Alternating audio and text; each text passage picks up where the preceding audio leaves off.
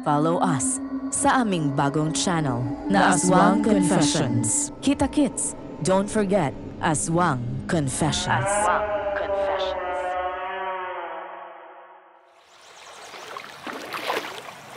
Lo, umikot na lang tayo. Huwag na tayong tumawid pa nitong tulay. Bakit na po? Natatakot ka ba? Hindi naman po. Pero nag-aalala po ako para sa inyo. Bakit naman? Parang baliktad na.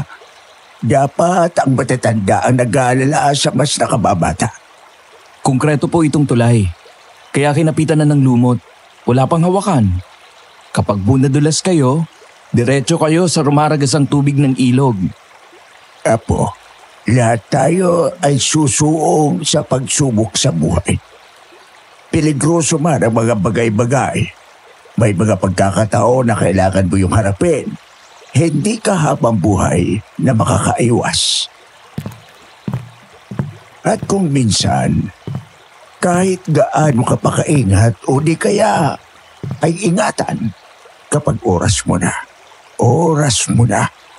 Ang mahalaga, nabuhay ka ng may saysay at hindi mo itinapon ang iyong buhay. Lolo! Lolo! Lord, please! Huwag naman po! Parang awa niyo na po! Huwag naman po muna ninyong kunin ang Lolo Hilario ko!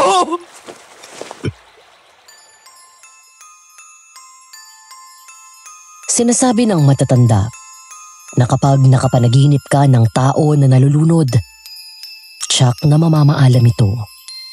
At hindi nga sila nagkamali. Ilang linggo lang ang lumipas, nawala si Lolo sa edad na 80. 50 na siya nang ipinanganak ako. Siya ang lolo ko sa mother's side. At siyang nagpalaki sa akin hanggang sa magbinata ako. Ako po si Morris. Bahala na po kayo kung paano ninyong itatrato ang istorya ko. Ako man ay nahihirapan pa din yung paniwalaan. May ibang nagsasabi na naengkanto ako. Ang ilan naman ay naaswang.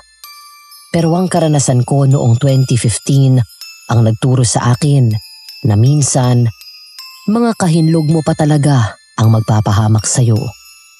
Lalo't kung ang mga ito ay bulag sa pera. Nagsimula iyon sa isang tawag.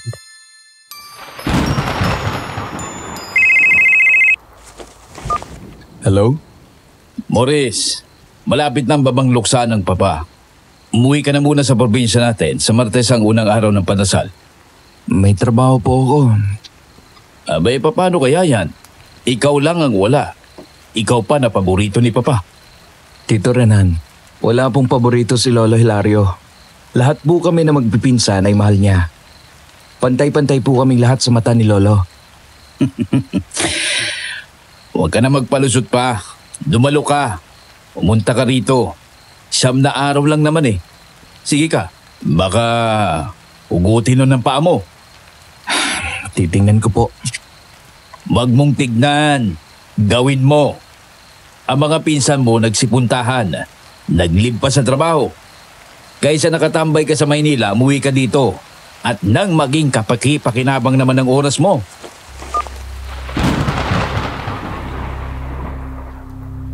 Kagandahang asal na iniukit ni Lolo sa akin ang pumigil upang wag kong bastusin si Tito Renan. Makasabi siya ng tambay sa akin, gayong siya itong nakaasa lang kay Lolo. Umaasa na sa oras na mawala si Lolo, basta na lang siyang uupo sa naipundar noong matanda. Inis man ako. Hindi ko natiis si Lolo. Nagpaalam ako sa agency at umuwi sa probinsya. Sana pala, hindi na lang.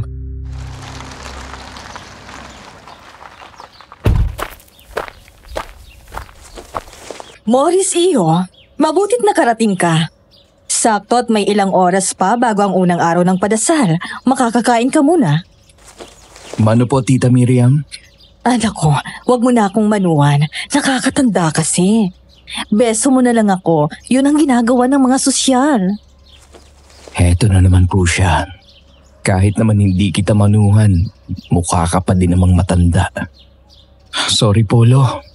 Hindi ko naman po binabastos ang manugang ninyo. Kairita lang po kasi.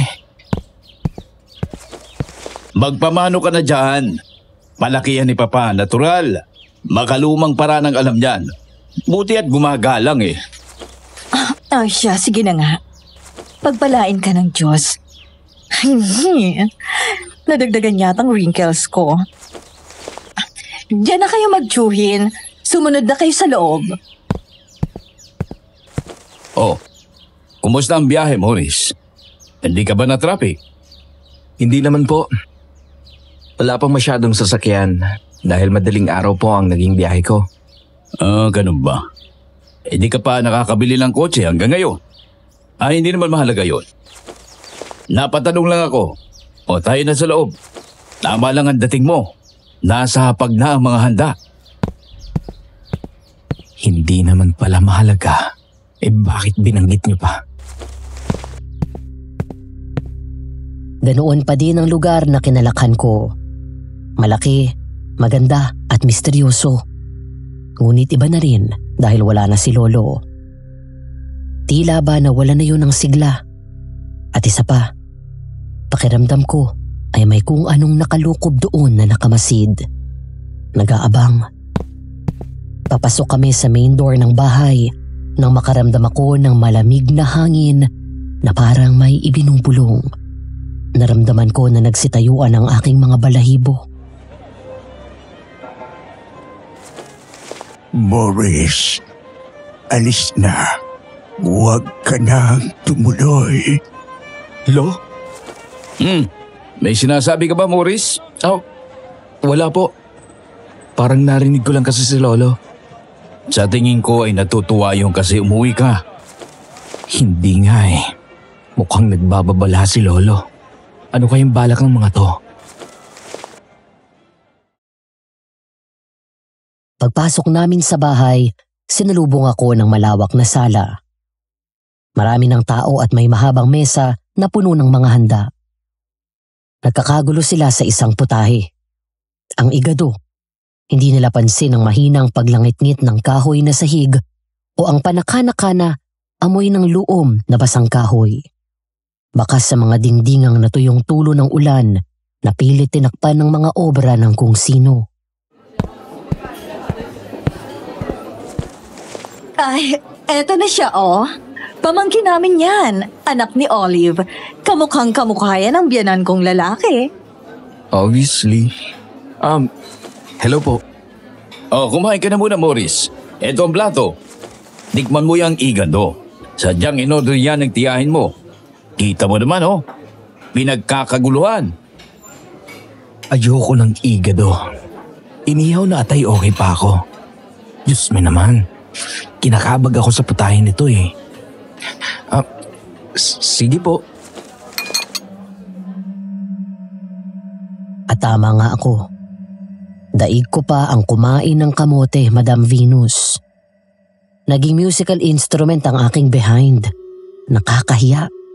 Kahit nang sumapit na ang hapon, naglalabas pa din ako ng masamang hangin. Upang hindi ako mapahiya, nagpasya akong tumigil muna sa likod bahay. Nandoon pa din ang mga tanim na puno ng saging ni Lolo at isang babae na hindi ko kilala. Miss, may maitutulong ba ako sa'yo? Hilario, nagbalik ka na? Miss, hindi ako si Hilario. Apo niya ako. Ako si Morris. Hindi. Oo nga. Ibang pabango mo. At saka di hamak na mas bata ka sa kanya. Bakit mo hinahanap si Lolo? Hindi mo ba alam na... Patay na siya? Alam ko. Dumalo pa nga ako sa lamay niya. Bawat gabi ng lamay niya. Kahit nung araw ng libing niya. Hanggang sa maubos ng tao. Ako ang huling umalis. Hindi si Hilario ang hinahanap ko. Ano? Baka sakaling matulungan kita. Ang singsing na iniregalo niya sa akin. Tanda ng aming pagkakaibigan. Ganun ba? Babalik na lang siguro ako. Medyo dumidilim na. Darating na rin siya. Baka makita niya ako. Nino, Wala lang. Kapag wala kang ginagawa, samahan mo ako dito bukas ha.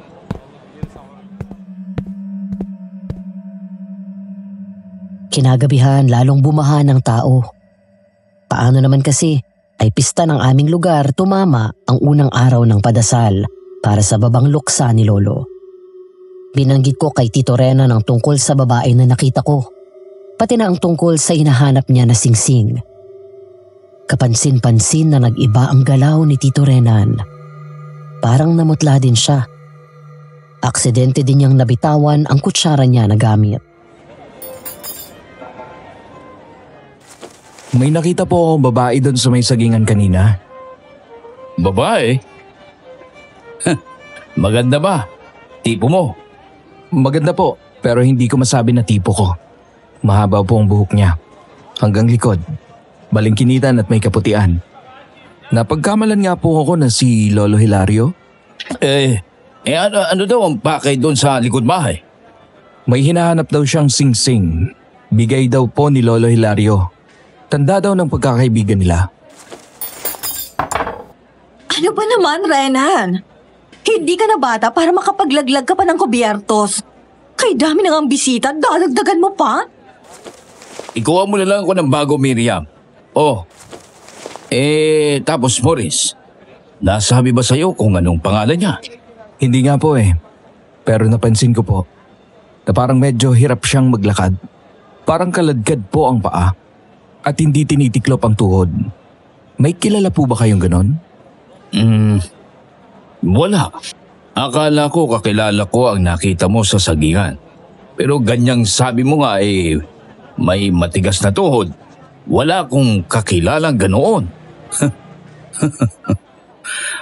Baka napolyo niyang nakita mo. Magandang gabi po, Sir Renan. Saan po namin ilalapag to in order yung extra tray ng igado? Adriana. Nandiyan ka na pala. Teka ha, itatanong ko kay Miriam. Siya nga pala, ito ang pamangking ko na si Morris. Galing Maynila yan. Hello? Iwan ko muna kayo ha. Haagipin ko si Miriam para maituro sa inyo ang paglalapagan ng igado. Ano yun? May kailangan ka? Nakita kita kanina. Ha? Ito ang unang beses na nakita kita. Yan ba yung tinatawag na pick-up line? Uso pa pala sa Maynila? Hindi kita pinipika. Nakita kita kanina sa likod bahay namin. Sa may sagingan. Naghahanap ka ng singsing. May taling ka pala sa may sulok ng bibig. Ano ngayon? Maikli na din ang buhok mo. Kanina abot hanggang likuran mo yan. Nagpagupit ka? Morris, tama? Oo. Ang tao lang nakilala ko na may mahabang buhok at walang taling sa sulok ng labi ay ang ate ko na si Linda. Base sa pananalita mo, parang sinasabi mo nakita mo siya. Talagang nakita ko siya. At nakausap.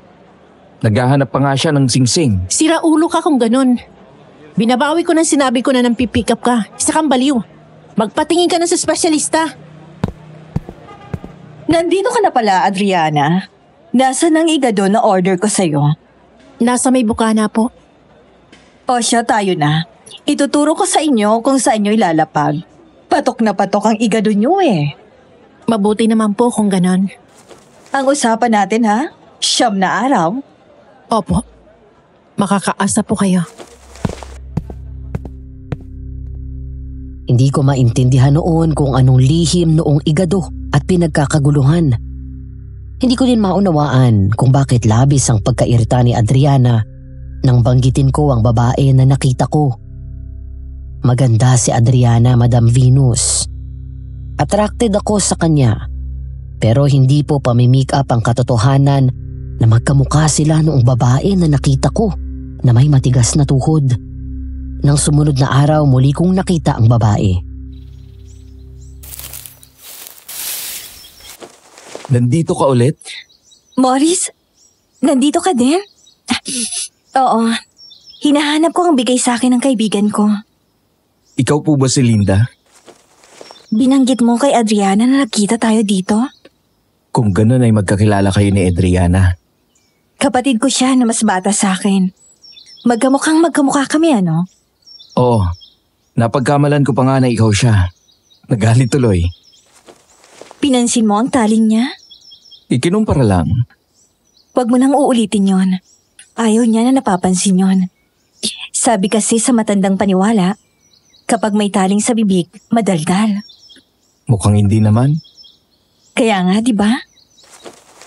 Ano Linda, kung hindi mo mamasamain, anong nangyari sa mga tuhod mo? Itong mga to. Nagising na lang ako na ganito ng mga ito eh. Magkasama ba kayo ni Adriana sa bahay? Sa ngayon, hindi. At sana, pasuyo na, wag mo na muna akong banggitin sa kapatid ko. Magkaaway ba kayo? Hindi naman. Pero kung gusto mo siyang makasundo, wag mo na muna akong banggitin sa kanya. Nang hapon na yun, amoy parang may namatay sa sagingan. Iniisip ko na baka ibon, pusa o kaya ay daga. Parang humahalo lang sa hangin, pero agad ding nawawala at napapalitan ng amoy langis ng niyog. Hindi pa rin natin nakita ang hinahanap mo. Okay lang. Madami pa namang araw. Pasensya ka na rin dun sa amoy na bulok. Baka may itinapo na patay na daga o kaya ay pusa kaya may ganong amoy. Amoy? Wala akong naaamoy na ganon. Baka ako lang nga. Maurice, andito ka ba? Opo, tiyo. Nandito po ako. Mukhang nadadalas ka dito. Malamok dito. Tinutulungan ko lang po itong si... Nasaan na siya? O sino? Si Linda po. Sino? Si Linda po. Yung babae na binabanggit ko sa inyo kagabi na nawawalan ng singsing. Tama na. Tito Renan. Limutin mo na yon. Pasensya ka na sa inasal ko. Pagod lang ako. Pumasok ko na doon sa loob. At malamok dito. Mamaya magkasakit ka pa. Matapos ang padasal, nagpakain na ulit. Kagaya ng unang araw, pinilahan pa din ng igado. Habang nakamasid ako sa mga bisita, isang babae ang lumapit sa akin. Verna ang pangalan niya. Batchmate siya ng nanay ko noong kolehiyo. Naku, ang laki mo na, Boris! Huli kita nakita ay nung bitbit ka ng mama mo sa school. Kumukuha siya ng kopya ng transcript niya. Tanda mo pa ba ako, ha?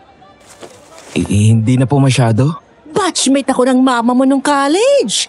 Tanda ko pa nung nakikitulog pa ako dito. Madalas kami makarinig ng iyak kapag hating gabi. Iyak po? Oo, doon sa may sagingan nyo sa likod bahay. Nawala na ba? Hoy, Berna, anong sinasabi mo dyan sa pamangking ko, ha? Mamaya matakot yan. Pero totoo naman, di ba? Naging katatakutan na nga yung panaghoy mula sa sagingan. May kamag-anak pa nga kayong namatay. Gawa ng sagingan na yon, hindi ba? Naku, ano ba yan? Hindi naman yun napatunayan. Nagkataon lang yon. Kita mo na nga, saging ang bumuhay at nagpayaman sa aming pamilya. Tanda ko pa yun. Marami na ang nagsabi na may kung anong meron sa sagingan sa likod bahay ni Lolo. Isang pinsan niya ang nagsabi na gibain na ang lahat ng puno doon at patayuan na lang ng maliit na bahay. Nang makakuha ng puputol ng mga puno ng saging, natagpo ang walang buhay ang pinsan ni Lolo sa sagingan. Ayon sa ulat, parang tinuyo ang katawan. May nakakatanda pa pala ng lumang kwento na yon. Hello, miss? Oh, hello. Hindi ka pa din pala umuwi ng Manila. Matibay ka din, no? Tatapusin ko ang siyam na araw ng padasal. Bakit pa? Sa palagay mo ba, may nagagawa talaga ang padasal sa patay? Patay na nga eh. Hindi ka naniniwala sa dasal at sa buhay na walang hanggan? Hindi ako naniniwala sa ginagawa ng mga tao. Naniniwala ako na may pwersa na mas nakatataas sa lahat, pero hindi sa kalokohan ng mga tao. Nakababatang kapatid ka pala ni Linda?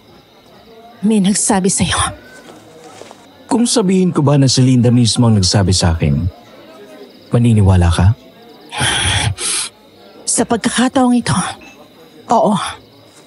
Hindi ko alam kung anong dahilan at bigla kang nagbago ng isipan mo. Pero salamat naman at hindi mo ako tinawag na baliw ngayon. Naalala ko tuloy si Lolo Hilario. Tungkol sa sagingan niyo dyan sa likod bahay. Madami din na tumatawag na baliw sa kanya. Nakakwentuhan ka din niya? Yung tungkol sa multo ng puno ng saging na nagbibigay ng anunsyo? O di kaya ay tumutulong sa negosyo? Oo. Ganun pala. Morris, mamaya kapag wala ng tao, huwag ka nang lumabas ha. Kahit anong marinig mo, huwag mo nalang pansinin. Mawawala din naman yon pagsapit ng umaga. Bakit? Anong meron? Basta, makinig ka na lang. Ang dami mong tanong eh. Diyan ka na nga. Nang gabing iyon, nakarinig ako ng mga kakaibang ingay. Mula iyon sa likod bahay, sa may sagingan. Tila ba may kung anong mabangis na hayop, ang hayok na hayok sa kung anong kinakain noon. Taliwas sa payo ni Adriana, lumabas ako upang tingnan yun. Habang palapit ako sa likod bahay, papatindi naman ang nakakasulasok na amoy ng nabubulok na kung ano. Nakaramdam ako ng paglalaway. Ngaling-ngaling bumaliktad ang aking sikmura. Ano ba naman ang baho nun? Nakakasuka tuloy.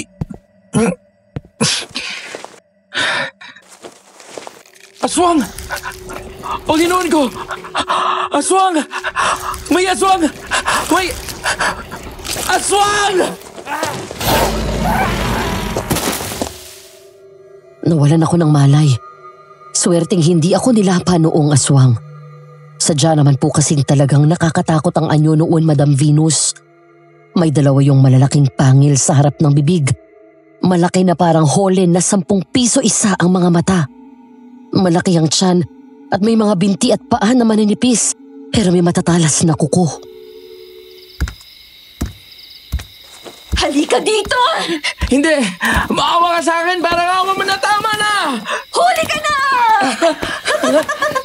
Tama na! Huwag mo na akong gigilitin! Hindi ako makahinga! Tama na kasi! Saklolo! Tulungan niyo po ako! Tulong! Ha? Panaginip? Nanaginip pala ako. Matapos akong mahimatay, nanaginip ako na pinapatay ako ng zombie version ni Linda.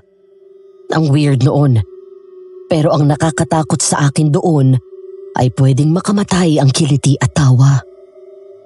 Nang magkamalay ako ay umaga na. Nakabalik ako sa aking silid. Nandoon si Tito Renan. Nanguuri ang tingin niya sa akin.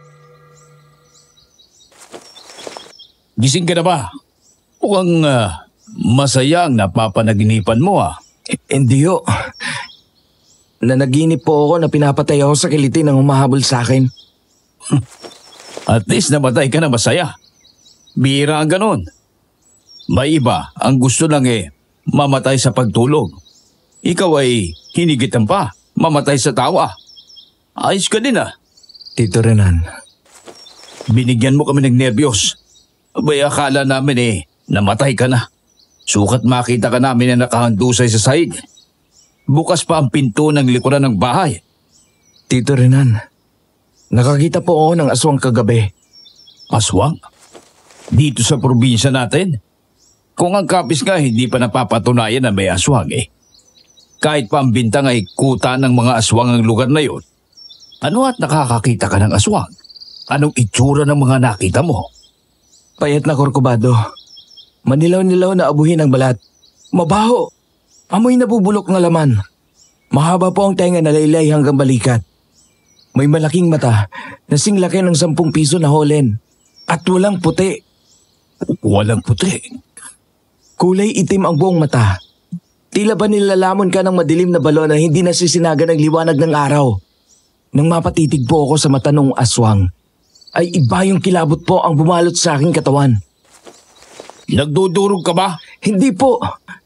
Kahit po magpa-blood test pa ako. Alam mo kasi, kagabi, nagkausap kami ng tiyahin mo. May mga kasambahay tayo na nakakita daw sa iyo sa may sagingan. Nakikipag-usap ka daw sa hangin. Tapos ngayon sabi mo nakakita ka ng aswang. Hindi po ako nakikipag-usap sa hangin. Kausap ko po ang kaibigan ni Lolo Hilario. Si Linda. O tulad yan, imposible na makausap mo ang Linda na yon. Pero Tio, totoo po talagang nakakausap ko siya. Imposible yon. Dahil may 5 buwan na din na nawawala ang babaeng yon. Ilang buwan na din siyang iniiyakan ng kapatid niya na si Adriana. Napagbintangan pa nga kami na pinatay namin ang kapatid niya. Ni Adriana ho? Oo. Pero sa kanya po kayo umorder ng igado. Hindi ako, kundi ang misis ko. Naawa kasi at nag-iisa na daw sa buhay. Kaya kahit may atraso sa amin ng babae yun, ay pinapakisamahan pa din namin nang tiyahin mo ng maayos. Wala po bang lead kung saan huling nakita ang ate noon? Ang huling paalam daw ng babaeng yon, doon kay Adriana, kakausapin ako. Nagkita po ba kayo? Lahat ng itinatanong mo ay naitanong na sa akin ng mga pulis. Mabuti pa bumangon ka na dyan. Magpahinga ka, baka sakaling luminaw yung isipan mo. Malinaw po ang isipan ko, Tito. Isa pa, Maurice, umiwas ka na sa sagingan. Hindi mo naman siguro gustong mabansagang baliw? Tulad ng lolo mo na naghahanap ng kung ano-ano doon sa sagingan noong nabubuhay pa. Ang baliw na yon ang nag-angat sa pamilya nila. Ang negosyo ng pamilya namin na banana plantation ang nagbigay ng marangyang buhay kina Tito Renan. Lapastang ang anak. Yun ang salitang naisip ko nang tawagin niyang baliw si Lolo Hilario. Buong araw akong naglibang sa pag-iikot ng buong bahay.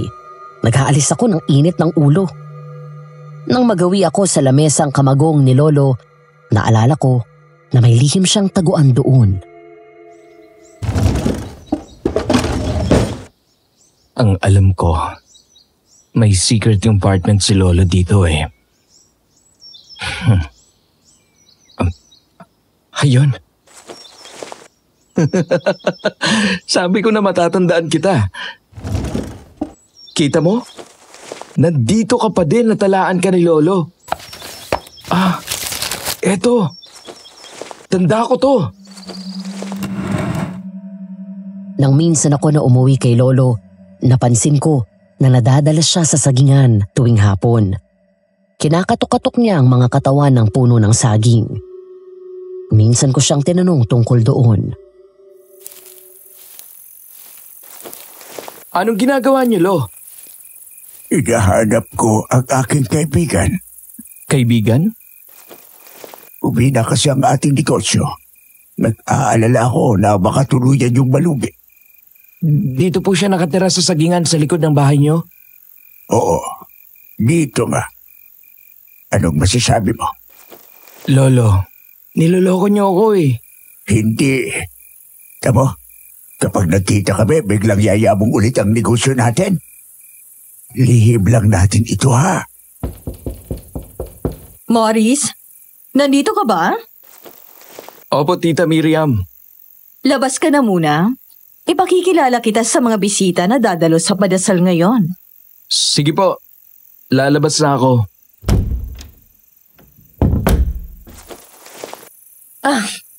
Heto na siya. Ito na si Maurice. Kita niyo naman, no? Parang ambyanan ko lang na lalaki noong kabataan niya, hindi ba? Isa pa iyon sa ipinagtataka ko, Madam Venus. Noong kabataan ko, halos ipanghinura ako ni Tito Renan at ng asawa niya na si Tita Miriam. Umabot sa punto na tinanong ko na si Lolo Hilario kung ampun ako. Dahil pakiramdam ko, inis sa akin ang lahat ng kapatid ng mama ko.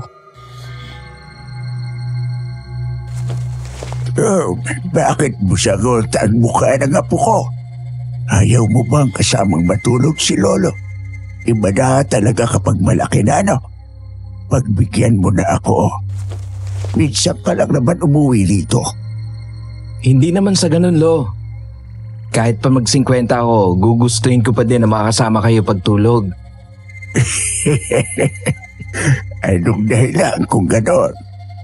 Ampun po ba ako? Bakit mo naman naisip yan? Kasi po, bakit po lahat ng kapatid ni Mama parang galit sa akin? Pati po ang mga asawa nila. Kung itrato po ako, parang hindi po ako kadugo. Ang mga humag na yon. Makinig ka sa akin ha, Morris. Kung meron bang apo ako na may dugong nananalaytay mula sa akin, ikaw yon. Ikaw lang yon, mahal na mahal ka ni Lolo. Tandaan mo yan. Matapos akong iikot ni Tita Miriam at Tito Renan upang ipakilala, ay sinimulan na ang padasal. Nang matapos yun, ay nagsikain na ang mga bisita. Habang nagkikwentuhan sila, nagpasya akong magpahangin. Wrong move. Doon na nagsimula ang kilabot ko na hindi na pwedeng ilusot bilang guni-guni. O dahil nagdodroga ako, o dahil baliw ako.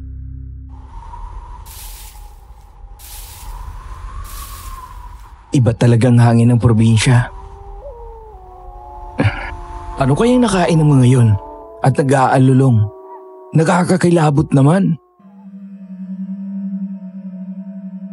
Ibang kilabot ang naramdaman ko, Madam Venus. Aabot hanggang buto. Parang nakahalo sa hangin ng takot na hindi ko mawari. Kumabog ang aking dibdib at nakaramdam ako ng malamig na pawis sa aking noo. Nakita ko si Linda malapit sa mga puno ng saging. Bala ko siyang batiin nang may biglang pumigil sa akin mula sa likuran. Huwag! Parang awa mo na. Huwag mo siyang batiin. Dahan-dahan tayong umurong. Oo. Aalisin kong pagkakatakip sa bibig mo.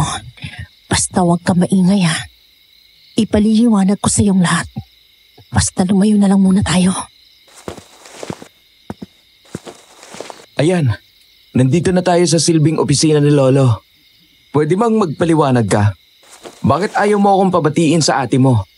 Hindi ka na dapat pang pumayag umuwi dito sa probinsya. Yan na naman. Bigyan mo ako ng maayos sa paliwanag. Hindi na yun ang ate ko. Ano?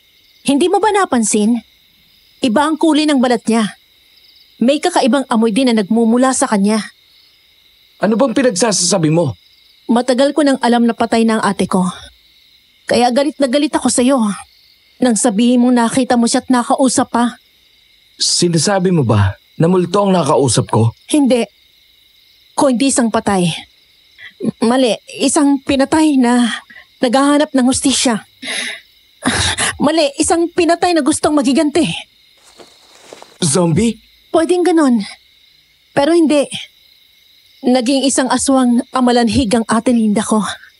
Aswang? Kung ganon ay... Hindi. Hindi si ate Linda nakita mo nung gabi na nawalan ka ng malay. Kung ganon ay sino? Ang pinsan mo na si Riza. Ang anak ni Tito Renan at Tita Miriam? Nasisiraan ka ba ng bait? Wala kaming lahing aswang. Hindi man ako marunong sa mga ganyang bagay. Sigurado ako na hindi basta-basta nagkakaroon ng aswang ang isang pamilya. Talaga lang ha? May alam ka? Oo. Pwede lang maging aswang kung may lahi o kung ang asawa na kaniig ay aswang.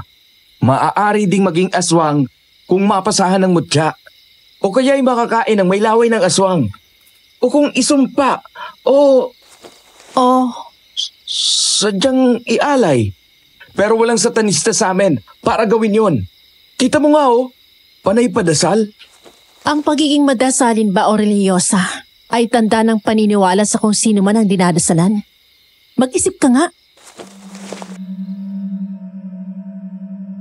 Doon ako natigilan. Ano ba ang alam ko sa pamilya namin? Saan ka namin? Ako na hindi umasa sa yaman na ipinundar ni Lolo.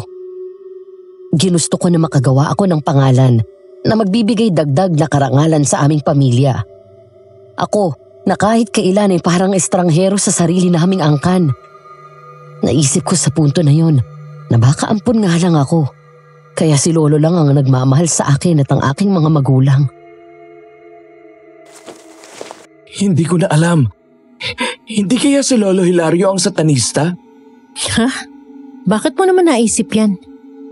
Dahil sa nabasa ko sa talaan na ito. Oh, anong meron dyan? Naaalala ko noong kasama ko pa si Lolo dito. Minsan akong dumalaw sa kanya. Nakita ko na may puno ng saging na tinutuhog niya ng paikot ang katawan. Gamit ang mga karayom na di pangkaraniwan ang laki. Oh, tapos?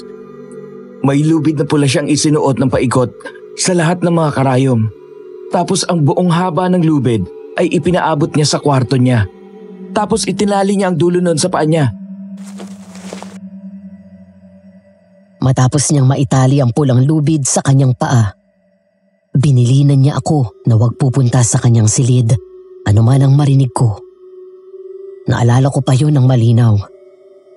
Isang gabi na maaliwalas ang kalangitan, bilog na bilog ang buwan. Ang ulam na ilang araw nang ipinaluluto ni Lolo sa kasambahay at kinakain niya ng buong gana, ang siyang inilagay niya sa may puno ng saging. Ang tinumis. Lo, para saan pong iniwan ninyong tinumis sa sagingan? Para sa aking kaibigan, na ilang araw na ang nainggit sa masarap kong ulam. Pero Lo, bakit po may tali ang inyong paa?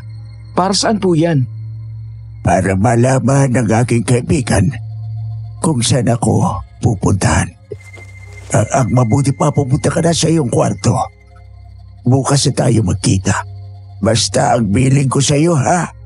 Ano man ang iyong marinate, huwag kang pupunta dito. Sige po. Kita tayo bukas, Lo. Pagkatapos? Bandang hating gabi, nagising ako. Ubod lamig ng paligid. Parang may kung ano na bumubulong sa mga kahoy na dingding ng aking silid na tinutulugan. Tapos nakarinig ako ng panagoy na parang galing sa hukay. Panagoy? Oo. Nagmamakaawa siya kay Lolo, napakawala na siya. Alisin na daw ang mga karayom na itinuhog ni Lolo. Masakit daw. Ginawa ba ni Lolo Hilario? Kinabukasan pa. Ang tanging tanda ko lang ay humihingi siya ng tulong. Anunsyo at mga sinyales doon sa kausap niya. Anong nangyari pagkatapos nun? Katakatakang umangat muli ang negosyo ni Lolo. Alam mo ba na hinahanap ng tiyuhin mo ang talaan na yan? Ha? Paano mo naman nasabi? Nang hindi pa nawawala si Ate Linda, sinugod kami ng tiyuhin mo. Hinihingi niya sa ate ko ang talaan daw ng tatay niya. Paano naman nadamay ang ate mo? Maniwala ka man o hindi. Nagkaroon kasi ng relasyon ng ate ko at ang lolo mo.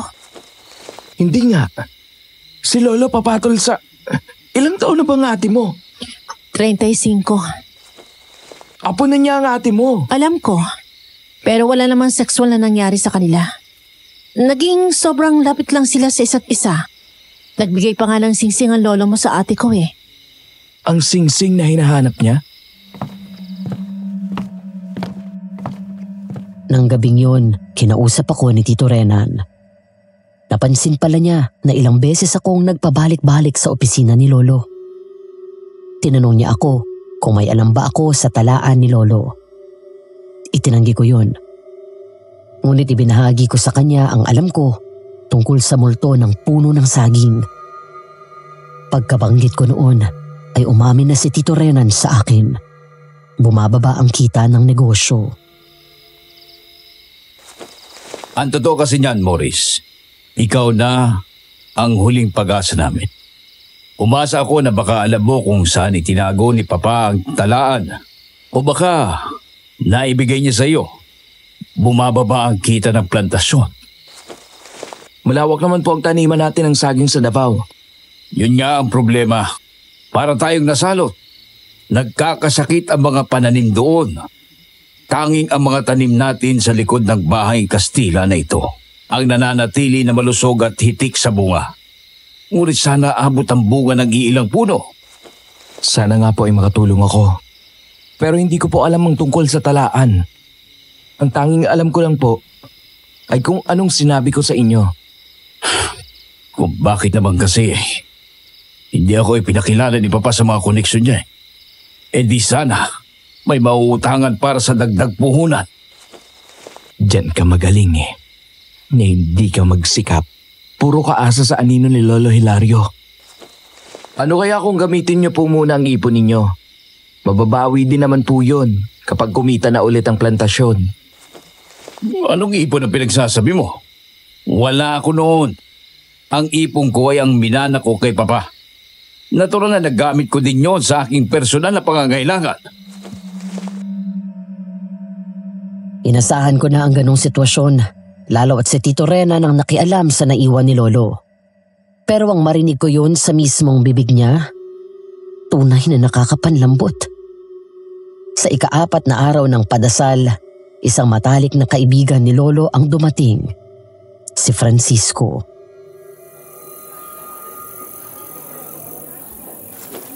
Aba, at parang talagang nagbalik mula sa hukay si Hilario. Si Morris po yan. Hello po. Iwanan ko na muna kayo, ha? Morris, ibang klase ang pagiging magkamukha ninyo ng iyong lolo. Talaga namang binigyan ni Olive ng apo na may pagmamalaki ng kanyang ama, ang lokong si Hilario. Marami po kaming magpipinsan. Latak lang po akong maituturing. Ano bang pinagsasabi mo? Sa lahat ng apo ni Hilario, ikaw lang ang totoo niyang dugo at laman. Hindi ko po kayo maintindihan. Hindi ba sinabi sa iyo ng lolo mo? Ang mga tiyuhin mo ay hindi nagkaanak sa kanilang mga asawa. Tanging ang ina mo, ang nag-iisang anak na babae ng lolo mo, ang nagkaanak. Lahat ng pinsan mo ay ampun lang. Hindi na ako nakakain ng hapunan ng gabing yun. Punong-puno ako ng mga katanungan. Mga katanungang nabigyang kasagutan ng ilan sa pagbabasa ng talaan ni Lolo Hilario. Totoo ang sinabi ni Francisco. Nasa talaan ni Lolo ang katotohanan na yun. Si Mama lang ang nakapagbigay ng apo kay Lolo. Inabangan ko si Adriana nang kinokolekta na nila ang tray nila. Sinabihan ko siya na magkita kami kapag tahimik na ang kabahayan. Saan tayo? Doon sa may kanto. May tindahan doon na di nagsasara. Pwede tayo doon. Sige, doon tayo. Tago! Saan? Diyan sa malago niyang bugambilya. Ayoko nga. Matinik yan eh. Huwag ka na maarte. O magiging hapunan tayo para sa gunggong ka. Shit. Ano yan? Nakakatakot. Huwag kang maingay kasi. Kapag tayo napansin yan, ipapalapa kita. Balot ng takot, halos maihi ako sa aking pantalon. Oo, sobra ang takot ko noon. Dahil ang mga aswang o mga halimaw, sa pelikula ko lang nakikita. Hindi ko sukat akalain na sa totoong buhay ay makakakita ako ng aswang. Sa mga adventurous, huwag nyo nang naisin pa. Ang swerte nyo kung di pa kayo nakaranas ng dinanas ko. Nang makalampas ang aswang, lakad-takbo kaming nagtungo sa tindahan sa kanto. Ano bang sasabihin mo? Muntik pa ako maging kwentong aswang na lang dahil sa iyo eh. Yung tungkol kay Risa, mukhang nasagot na. Oh? Nalaman mo? Ako lang ang tunay na dugot laman ng pamilya. Lahat ng mga anak ng aking mga tiyuhin ay mga ampon. Ah, oo. Posibleng aswang ng pinsan mo nang maampon nila. Ano na nga palang balak mo? 5 araw na ng padasal bukas. Ngayong nalaman ko ito, Mas naging desidido ako na tapusin ang buong 9 na araw. Nakakaawa si Lolo kung iiwan ko pa siya. Nasaan ba kasi mga magulang mo? Hindi ba dapat ang mismong anak ang nandito? Ngayong naitanong mo yan, napaisip ako. Daddy's girl ang mama ko. Hindi pwedeng hindi siya pupunta. Lalo at babang luksana. Anong napansin mo sa mga kamag-anak mo nang dumating ka? Ha? Ano? Naging magiliw bigla si Tita Miriam at Tito Renan sa akin. Naging maayos din ang pakikitungo ng karamihan sa mga pinsan ko sa akin.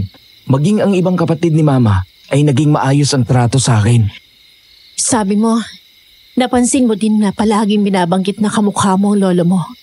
Tapos umamin ng tiyuhin mo na hinahanap niyang talaan at pati din niya tungkol sa multo ng puno ng saging. Oh, ano naman ngayon? Sinasabi mo ba na... Oo, tama. Ikaw ang balak nilang ibala sa kanyon. Gawing alay para mahagip muli ang multong yon. Naghiwalay kami ni Adriana na mas lalong dumami ang aking katanungan kaysa sagot sa mga iniisip ko. May merito ba talaga ang mga sinabi niya? Dapat ba talaga akong maniwala sa kanya? O sa pamilya ako magtiwala? Kinabukasan bago ako lumabas ng aking silid, tumawag ako sa aking mga magulang. Nabigla ako sa aking nalaman. Hindi alam ni Mama ang tungkol sa padasal. Kinausap ko si Tito Renan.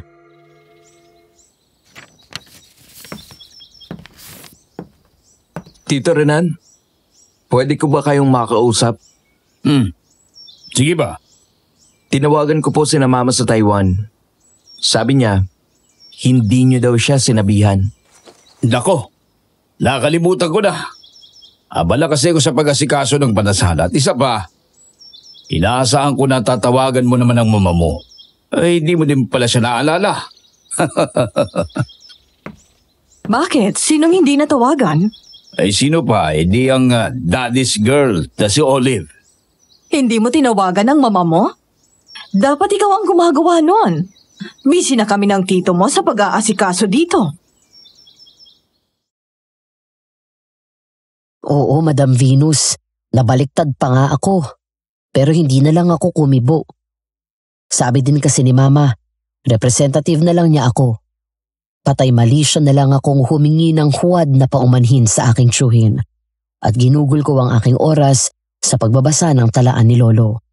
Hanggang sa nakita ko na dumating ang igado. Sa kasamaang palad, wala si Adriana ng oras na yun. Ang alali lang niya ang nandoon. Ay nako, hindi magandang kausap yung Adriana na yan. Sabi ng bandang tanghali maghahapunan na dinala. Buti't pumayag ang magdadasal na baguhin ang oras. Dito niya na ilagay yan sa may kwarto. Tulad ng dati, baka kasilangawin. Ang presyon mo, Miriam. Paano naman kasi? Na-late daw kasi may ibang pinagkaidahiran. Wala akong pake. Lamigan mo nga yung ulo mo. Pupunta lang ako sa likuran. Yung pinapatayo kong snacks ay nahulog mula sa bintana ng kwarto. Baka mapaglaruan ng mga ligaw na hayop. Sige, bumalik ka agad dito at walang sasalubong sa mga magdadasal. Tita, tulungan ko na kayong buhatin yan. Sige nga, Morris. Medyo masakit na rin kasi ang likod ko. Tulungan niyo ako! Ang daliri ko! Ang mata ko!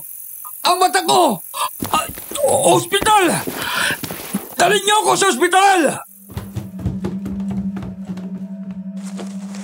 Nakita namin na duguan si Tito Renan. Dukit ang isang mata at putol ang daliri niya na may suot na singsing. Ayon sa intindi ko, nakaramdam si Tito Renan na parang may kumikiliti sa kanya. At nang mapahiga siya, doon hiniklat ang daliri niyang may suot na singsing at dinukot ang kaliwa niyang mata. Napagalaman ko na singsing na bigay ni Lolo kay Linda ang nasa daliri niya.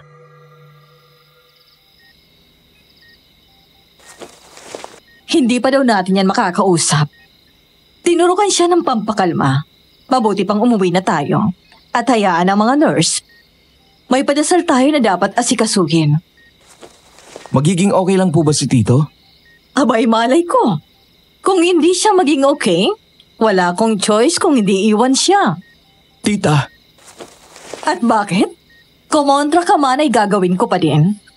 Walang puwang sa pagpapatakbo ng negosyo ang isang tao kung may tama na sa utak. Kung hindi titino ang tiyuhin mo, ano pang silbi niya? pinag-isa po kayo ng Diyos. Sumumpa na magsasama habang buhay. Iho, makabagong panahon na ngayon. Hindi na usong loyalty na wala kang mapupurat. Umuwi kami na hindi na masyadong nagkibuan ni Tita Miriam. Doon ako namulat sa katotohanan na material na bagay lang ang habol niya kay Tito. Nang makasapit kami sa bahay, nandoon na ang magdadasal. Dali-daling pumasok ng silid niya si Tita Miriam. Nalimutan niyang ilapat ang pinto. Di ko alam kung anong masamang isipin ng nagtulak sa akin. Sumilip ako doon at nagimbal sa aking nakita.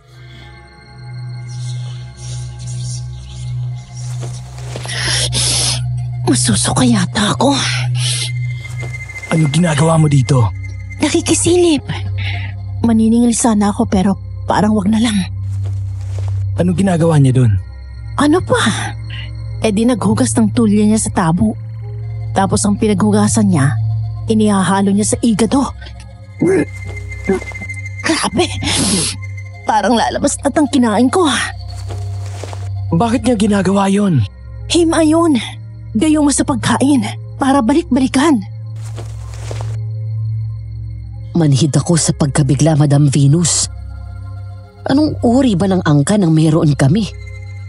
Nanghilabot ako. Ano kaya ang pakay ni Tita Miriam at ginagano niya ang pagkain? Naalala ko si Lolo Hilario. Balak talaga nila na gayahin ang ritual ni Lolo sa pagtawag sa multo ng puno ng saging. Ang mga ungas at hindi lalaban ng patas, hihingi na naman ng tulong sa multo.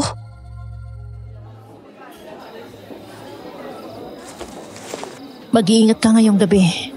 Anumang pagkain o inumin, huwag mong kakainin o iinumin. Gika, magiging hapunan ka. Bakit? Kutob ko, iyan na nila gagawin ang pagtawag dun sa multo ng puno ng saging. Naku po. Huwag yun ang katakutan mo. Ang isipin mo ay yung lalapit na hindi naman tinatawag. Anong ibig mong sabihin? Limot mo na agad na may aswang na nakatira dito? Si Risa? Mismo. Baka yun ang lumapit sa'yo. Pwede din naman ang ate mo. Hindi na magpapakita si ate. Natapos na niya ang higanti niya. Ha? Ang tiyuhin mong pumatay sa ate ko. Patunay na tapos na ang higanti ni ate dahil hindi na siya lumalabas. Naging abo na siya. Matapos siyang mahawakan ng singsing na bigay ni Lolo Hilario sa kanya. Nandun ka. Hindi mo siya inawat. At basta ka na lang nanood. Alam ko deserve ng tito ko ang sinapit niya, Madam Venus. Pero hindi ko napigil na hindi sumama ang loob kay Adriana. Kamag-anak ko yun eh. Parehas kami ng dugong nananalaytay sa amin. Pero kahit tampo pa ako kay Adriana, natagpuan ko ang aking sarili na sinusunod ang kanyang payo. Nang gabing yun, nagkunwari akong tulog. At nahuli ko si Tita Miriam na tinalian ng lubid na pula ang aking paa. Yan. Ganyan nga, Morris. Matulog ka. Para lumapit ang multo na yon at bigyan ka ng anunsyo. Mabaliw man si Renan, may pakinabang pa din naman ang pamilya niyo. Gawa ng negosyo. Hoy, multo! Galingan mo ang anunsyo, ha? Tama nga si Adriana. Kailangan makaalis ako dito. Pero paano? Siguro ay hihintayin ko na lang kung may darating na multo o wala. Magdadasal na lang ako kay Lord. Sabi naman niya, ang sino mang lumapit sa kanya ay kanyang tutulungan. Hindi ako madasalin, lalong hindi relihiyoso. Pero natagpuan ko ang sarili ko na buong puso na tumatawag sa kanya. Dumating ang umaga at humalik ang unang liwanag ng bukang liwayway sa ibayo. Awa ng Diyos, walang multo na dumating sa aking kwarto. Nang silipin ako ni Tita Miriam, Ang tanging ginawa ko lang ay humingi ng gunting. Nang makapag-umagahan ay nagdesisyon ako na dalawin si Tito Renan. Gising na siya nang dumating ako.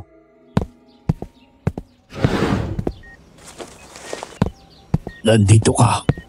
Opo, Tio. Bago ang lahat, gusto kong malaman mo na nagsisisi ako sa aking mga nagawa. Kung magsisisi din pala kay Sally, bakit pa ninyo ginawa? Desperasyon. Desperasyon? Sa tingin ninyo balido na rason yun? Ang tatay ni Papa ay isang siraulo na mahilig sa okultismo. Ha? May ginusto siyang babae. Ang nanay ni Papa, ang lola namin, dahil hindi talaga siya magustuhan noong babae. Nakipagkasundo ang lolo namin sa isang puwersa na may kakayahan na ibigay ang hilig niya. Diablo? Siguro. Hindi namin alam. Basta nalaman na lang namin inialay ni Lolo ang saling lahi ng panganay niyang anak na lahat ng magiging anak na lalaki ni Papa ay hindi magkakaanak.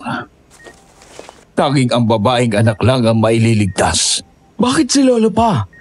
Bakit nga ba ano? Siguro dahil anak na panganay. Hindi namin alam. Basta nang magkabukingan, natural.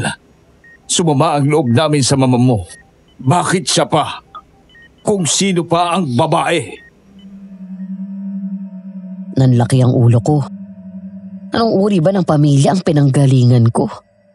Talaga ba na dapat na lang lahat ng bagay iasa sa mga di pangkaraniwang bagay? Hindi ba mas maganda na pinaghirapan ng tagumpay kaysa iasa sa mga puwersang mapanlinlang? Unti-unting gumuho ang mga magaganda kong alaala.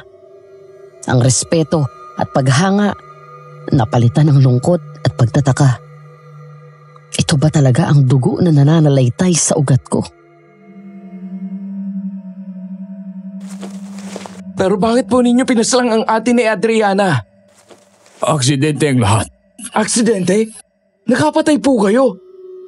Paano ninyo nasabi na aksidente? Desperado na nga ako Naghalo na ang inggit sa mama mo na matagumpay ang buhay. Mahal din siya ng asawa niya. Pero may totoong anak pa. Natural. Nakaramdam ako ng inggit. Pero hindi po porket bigo kayo. May balido kayong dahilan para kumitil ng buhay. Hindi ko siya pinatay. Naggabi na pumunta siya sa bahay para alalahanin ang masaya nilang sandali ni Papa. Sinabihan ko na siya. Tapos, bilang pagpapakita na seryoso ako, pinilit kong kinuha sa daliri niya ang singsing na bigay ni Papa. Binalaan ko siya na kapag bumalik pa siya, may paglalagyan siya. at tinutuon nyo naman. Kinabukasan ng gabi, kabilugan ng buwan, bumalik pa din siya.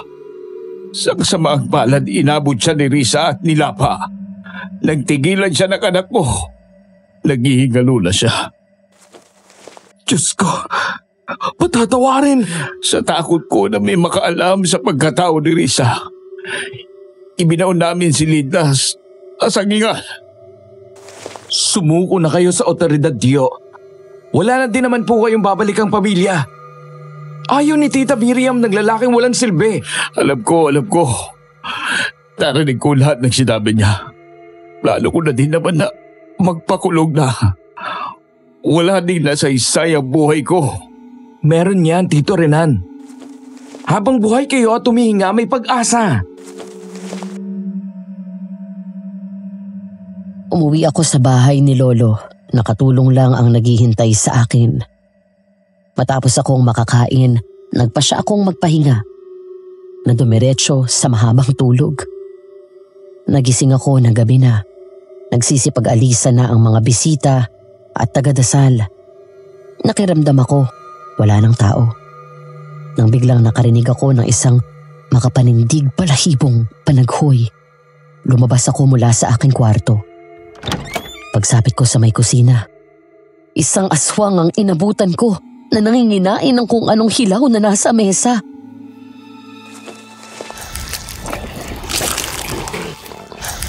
Anong kalokohan ito?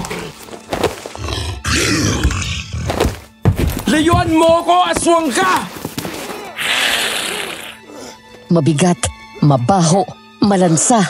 Iyon ang amoy ng aswang na nakubabaw sa akin. Wala na ang bakas ng aking pinsang si Risa. Nang akmang sasakmali na niya ako, isang malaking baboy ramo ang sumuwag sa aking pinsan. Talsik siya palayo mula sa ibabaw ko. Ang baboy ramo, unti-unting nagbago ng anyo. Nang maging lubusan na ang pagiging tao noon, nakilala ko siya, si Adriana.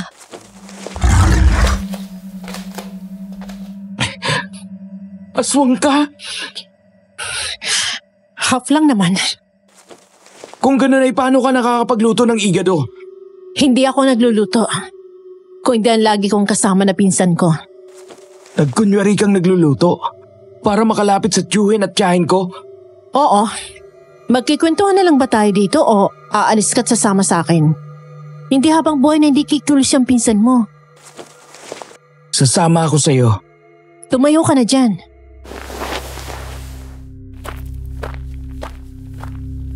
Dinala ako ni Adriana sa bahay nila. Isang simpleng bungalow yun na malinis. Halatang maayos at masino pang nakatira. Amoy mga halamang gamot at langis ng niyog. May ilang bote din na may lamang langis na hindi ko mawari. Manggagamot ka? Hindi. Ang lola ko manggagamot. Pero mahina kayong mga aswang sa mga ganito, di ba? Half aswang lang ako. Yun ang dahilan kung bakit saglit lang din ako kung makapagpalitan nyo. Anong uri ka ng aswang kung ganon? Isang half awok. Yung impacta mo na pinsan, isang uri ng tiktik. Hindi siya nakalilipad, pero perwisyong ganon. Pwedeng basta na lang siyang naampon kung saan? Kala ko sasabihin mo, galing kapis. Paano kung sinabi ko ang ganon? Talaga namang kuta ng aswang ang lugar na yun, di ba? Papalukain kita sa ulo kung sinabi mo yun eh. Papalukain? Uri ng sampigin na pinagsamang palot batok na nakakauka ng ulo. Grabe, brutal mo naman. Bakit ka mananakit ha? Morris, kahit saan pwede magkaaswang. Minsan nga kahit tao, nangaaswang eh. O kaya mga kilos at gawa, masahol pa sa totoong aswang. Hindi ko itatanggihan. Totoo yan. Hindi mo nga alam kung bakit ba naaatim nila na gumawa ng ganun eh. Tao kasi. May bako. Ano nang balak mo ngayon? Balak? Di ko alam. Nalilito na ako. Isang parte ng puso ko, hindi kaya. Pamilya ko ang mga yun eh. Pero hindi ko naman pwedeng ignorahin ang katotohanan na magiging salot sila kapag pinabayaan. Pwede kitang tulungan. Sigurado ka? Aswang ka rin, di ba? Kahit pa half ka lang. Makaka-apekto din yan sa'yo. Ayoko mandamay ng tao sa problema ko. Malakas ang pinsan mo. Hinayaan ng mga umampun sa kanya na masunod ang layaw. Hindi ko tukoy kung ilan ang nakain niya pero may ilang balita na pagpas lang sa di normal na paraan akong nabalitaan sa karating puok. Kutob mo ba? Hinahabol niya ako ngayon? Oo. At hindi rin ako magtataka kung nilapan na niyang sino man ang makasalubong niya. Kinain na siya ng pagkahayok niya sa laman. Tama bang gagawin ko? Naunawaan kong pag-aalala mo. Pamilya mo mga yun eh. May oras pa ba ako para makapag-isip? Pwede siguro kahit 2 oras. Balot naman ang bertud ang bahay na to. Di ka agad matutunto ng pinsan mo. Matapos noon ay iniwan muna ako ni Adriana upang makapag-isip. Aaminin ko sa iyo, Madam Venus, hati ako. Naaalala ko si Lolo at ang pagpapahalaga niya sa pamilya niya. Pero naiisip ko din na hindi ginusto ni Lolo ng aswang na apo. Isa pa, nag-umpisa na din ng problema si Tito Renan. Bakit di ko pa lubusin ang pag-aayos para kahit papano ay mawala na ang salot mula sa aming pamilya.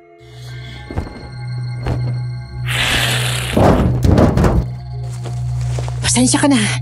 Pero kailangan ko ng desisyon mo. Itatakas ba kita para makauwi ka ng Maynila? O haharapin mo ang salot na yan? Kakapalan ko ng mukha ko. Tulungan mo ako na harapin ang aswang na yan. Sige, pero wag dito. Wala tayong laban dito. Dadalhin natin sa malawak na lugar ang bruha na yan. Oh, heto ang buntot pagi. Iwas-iwas mo yan sa tuwing papalapit ang pinsan mo. Habang nananakbo tayo.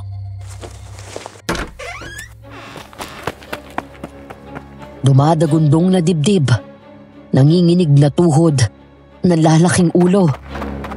Ito ang mga naramdaman ko sa pagtakbo namin na yun. Bawat angil mula doon sa aswang, pakiramdam ko ay gusto kong panawan ng ulirat. Animoy, naaabot ako at nasa may leeg ko lamang ang hininga noon. Narating namin ang isang malawak na lugar na wala masyadong talahib. Naglabas ng kawayan si Adriana. Matulis ang magkabilang dulo noon. Sisikapin ko lansin yung aswang. Kapag sinenyasan kita, itarak mo yan ng walang pag-aalinlangan. Okay, nauunawaan ko. Dito ka na matatapos! Masiba ka! Ngayon na, Morris! Katulad ng bili niya, walang pag-aalinlangan ko na itinarak ang kawayan. Ang hindi niya sinabi sa akin, natagos yun sa kanya. Gamit ang mga halamang gamot na nasa bag niya, isinaboy niya iyon sa aswang. Kita ko ang pagsusughat ng mga daliri niya. Di naglaon ay naging abo na ang aswang. Si Adriana na lang ang natirang nakatusok sa kawayan.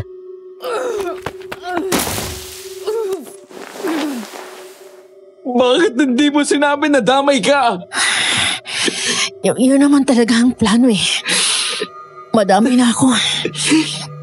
Pagod na din naman ako sa pagiging kalahati ko. Adriana! Isa pa. Bayad ko ito sa'yo. Pasasalamat ba? Ganun. Ha? Tumungo. Bilis. Tumungo nga ako. Binigyan niya ako ng mabining halik sa labi. Isang halik ng pasasalamat at pamamaalam. Doon ko natandaan ang lahat.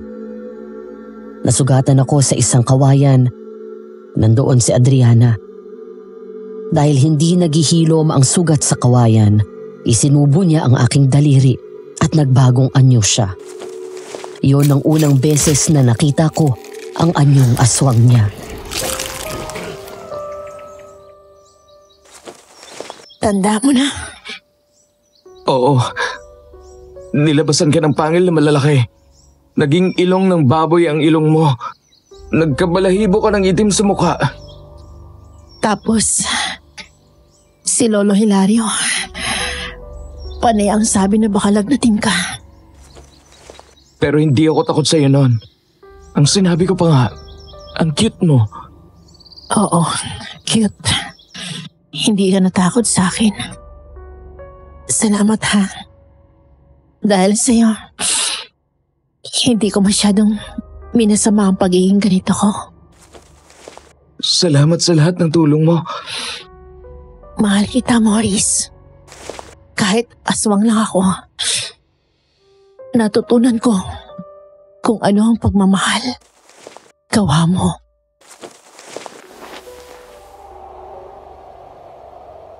Pagsilip ng unang sinag ng bukang liwayway, nawala na rin si Adriana. Umuwi ako na pagod at malungkot. Nandoon na si Tito Renan. Sabi niya sa akin handa na raw siyang sumuko. Tama din si Adriana. Nilapan ni Riza si Tita Miriam. Nang maiayos namin ang libing ni Tita Miriam, sumuko na din si Tito Renan sa pulis. Inamin niya ang kasalanan niya.